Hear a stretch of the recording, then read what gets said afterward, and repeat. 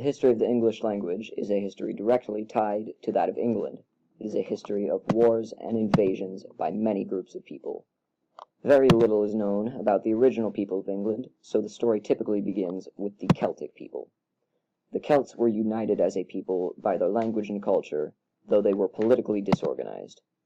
The Roman occupation of Britain kept the Celts safe from invaders for 300 years, but after the Roman withdrawal, the Celts were left open to invasion. Initially, the largest concern was the Pict and Scot people from the north. To repel these invasions, certain groups of Celts requested help from the Ute people of northern Germany. This was the beginning of the migration of Germanic people to England. Here is a brief background of the Germanic people. The Proto-Germanic language can be traced back to northern Germany and southern Sweden about 3,000 years ago. The Germanic people were Indo-European, and when they arrived in this area, there were already others there. The Aboriginal people gave Proto-Germanic language words for nature, such as land, words for sea travel, such as oar, words for social practices, such as bride and groom.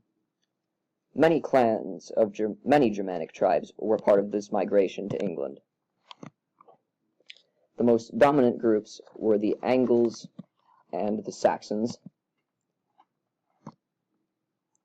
but other groups such as the Utes, the Frisians, and the Franks invaded as well. There is no record of how well these tribesmen understood each other, but they shared a linguistic background, West Germanic. This family of languages encompasses the modern languages of English, German, Frisian, and Dutch. The new residents of Great Britain quickly became the dominant ones, either assimilating the Celtic Britons or forcing them to the remote edges of the island, or off the island altogether. The extent of the Germanic people can be shown by the names of places in modern-day Britain.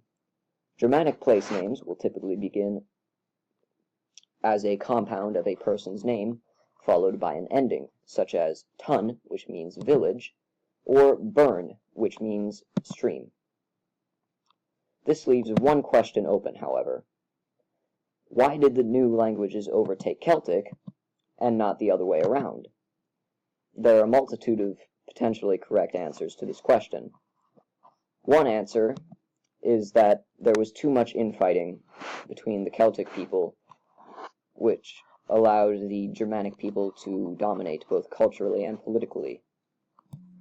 Another explanation is that mingling between the two races was strictly limited to the nobility, so that common people were not exposed to the language of the other group. There are records of Anglo-Saxon nobles choosing Celtic names as evidence of this. Yet another explanation is that the Germanic arrivals felt that they were either superior or even inferior to the native Celts, but in either case they chose not to mix. By the early 9th and 10th centuries, the Anglo-Saxons were unquestionably the rulers of Britain. It is at this time that the area is first referred to as Anglo-land, an old form of England, meaning land of the Angles. By this time, there are 7 established Anglo-Saxon kingdoms, and many of the Germanic tribesmen had become united in language and culture. Dominance cycled between several of the kingdoms for some time, but eventually the Saxons in Wessex, led by Alfred the Great, become dominant in politics and language. Generally, Old English is divided into 4 dialects. These are Northumbrian, which is located in northern England, Mercian, which is located in the middle of England, West Saxon, which was located in the south of the Thames, and Kent, which is in southeast England.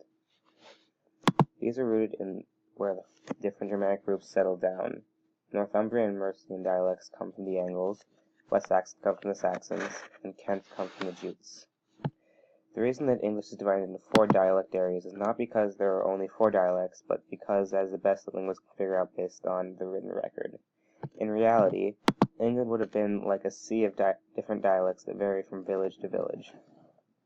This is because different parts of the same Germanic clans would settle in different parts of England, and within a few generations, there start to be subtle changes in the language and within a few generations, it would diverge to the point where they would be considered different dialects. Dialect that ended up becoming standard is Old English. However, this was not always the case. Originally, Northumbrian was a dominant dialect, but a constant stream of Viking raids weakened them to the point where they were no longer the major power in England. The Vikings started to expand south, and eventually there was only one independent kingdom left. This is the Kingdom of Wessex, which broke the West Saxon dialects. The Vikings were eventually stopped by Alfred the Great, who developed a treaty between the Vikings and the Anglo-Saxons that split the country into two parts. Stopping the Vikings, as well as being the only completely self-governed kingdom, made Wessex a major power and therefore made West Saxon the dominant dialect. Despite West Saxon being the dominant standard dialect at the time, the dialect had most influence on modern English are those of the East Midlands. Old English worked very differently from modern English. In modern English, word order is very important. For example, the sentence "dog eats food" has a very different connotation than "food eats dog." However, Old English functions more like Latin in that instead of word order telling who does what, there are cases. The nominative case makes the noun the subject. This is the equivalent of the first word of the sentence in modern English. The accusative case makes a noun the direct object of the sentence. In the example of "dog eats food," food would be the direct object. The genitive case makes nouns possessive. If the food was the dog's, dog would be in the genitive case to mark possession. The cases generally come at the end of the word. So for the same sentence, "dog eats food" would be in Old English "dogka," dog, "eateth," eats, and "leofan," food. However, in Old English, one could also say "andleofan eateth dogka," and it would still mean the same thing. This is because dog is in the nominative case, and food is in the accusative case, and therefore they both hold their functions even when word order is shifted around. Along with having specific cases to mark what the function of each word was, there were also genders assigned to each noun. This is very similar to French and Spanish in the sense that there are some nouns for which gender would be helpful, but for a lot of nouns, to speakers of modern English, it seems quite arbitrary. For example, in Old English, a fork is masculine, a sword is neuter, and a goblin is feminine. While this may seem arbitrary to us, to the Anglo-Saxons it was normal and necessary. Not only were cases and genders assigned to nouns, but they were also assigned to any adjectives attached to the noun. For example, in modern English, if one wanted to describe a sword as black, one would simply say "black sword." However, in Old English, to say "black sword," one would have to take the neuter singular form of black, as sword is neuter and assumed to be singular, and then put it into the appropriate case. Appropriate being the same case as sword was. So, if sword was subject, and then black would also be in the nominative case. This would translate to "blake sword."